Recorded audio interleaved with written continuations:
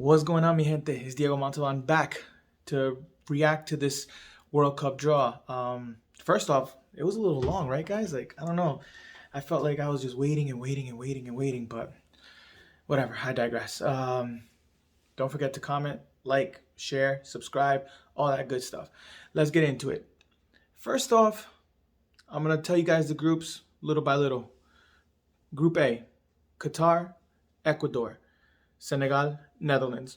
Honestly, I think it's a pretty straightforward group. I think it's pretty balanced. Honestly, I think Netherlands, Ecuador, Senegal, Qatar have all on their day can come out of this group. Any of them. Qatar, we've seen them in the warm ups to Copa America last year, and they look pretty good. I mean, and in the African Cup as well. Fast, pressure high. So that could be, that could be a surprise. But same thing with Ecuador.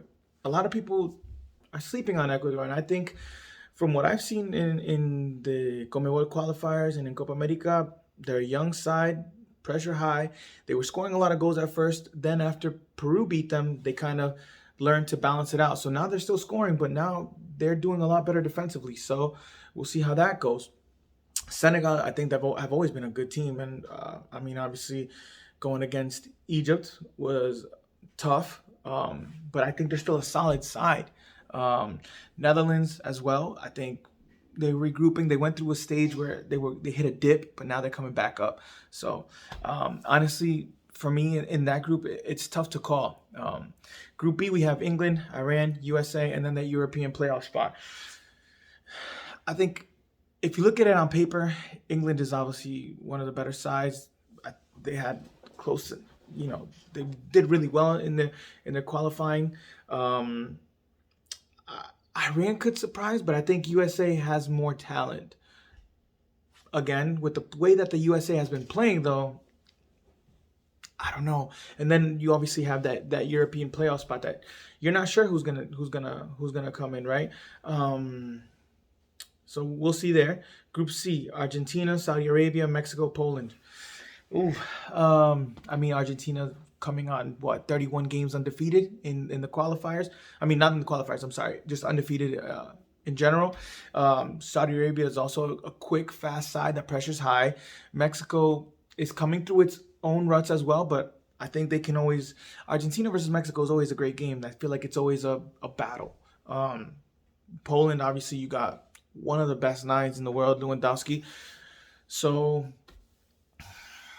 it's tough to call. It's tough to call. But if I had to say, I think Argentina, and then that second spot would be between Mexico and Poland. My call. I don't know. Group D, we got France. We got that Intercontinental Playoff 1, which is Peru versus the winner of Australia and United Arab Emirates.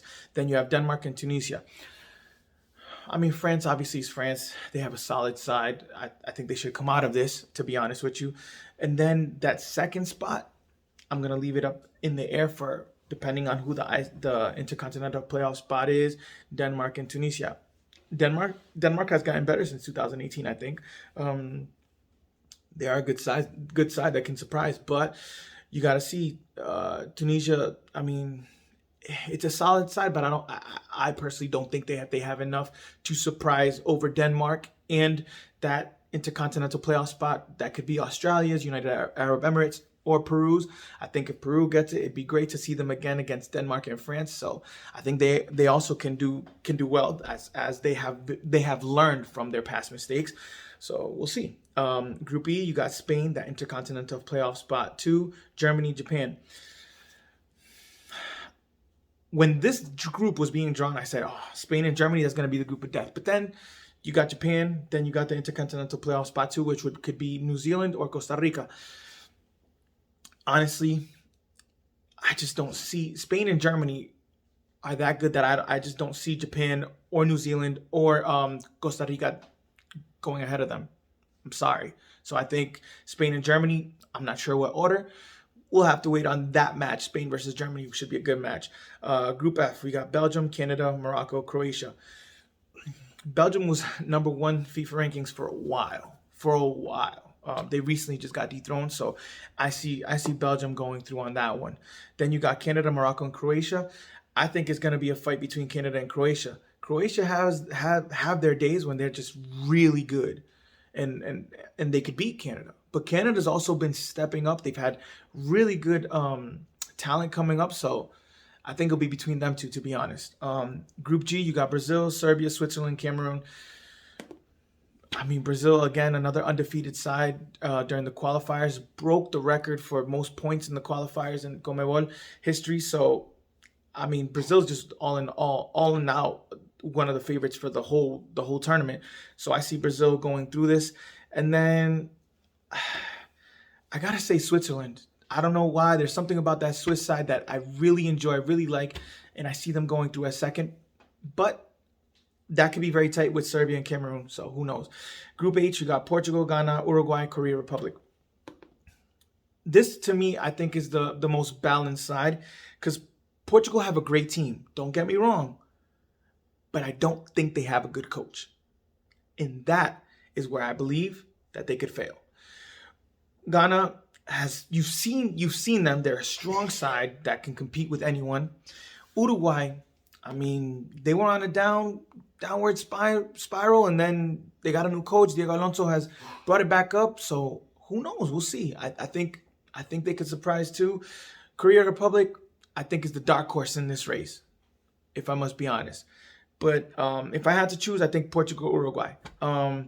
Now, as I said, I clearly did not see any group of death. I saw some balanced groups like Group H, where Portugal, Ghana, Uruguay, Korea Republic. I think it's pretty balanced. I think Group F, where Belgium, Canada, Morocco, Croatia. I think that's going to be a little tight there. And then I don't know, man. I think Group E, Spain and Germany's got that. Group C is going to be Argentina, and then the winner of Mexico, Poland. I think Group B, England, and then we'll see. Group A is a little tight too, with Qatar, Ecuador, Senegal, Netherlands. And Group D, France, Denmark, Tunisia. I think it all depends on who comes in out of that intercontinental playoff. Obviously, I'm hoping for Peru. If it is Peru, I think that they can redeem themselves from 2018 and at least do better against Denmark. And we'll see what happens with Tunisia. Against France, they had one of their best games. France themselves had it in 2018. So we'll see. I hope that this is just a little breakdown, a little reaction piece. I'm hoping to bring you guys an analysis of each group with some other journalists soon. So please comment, like, subscribe, share. Thank you guys so much.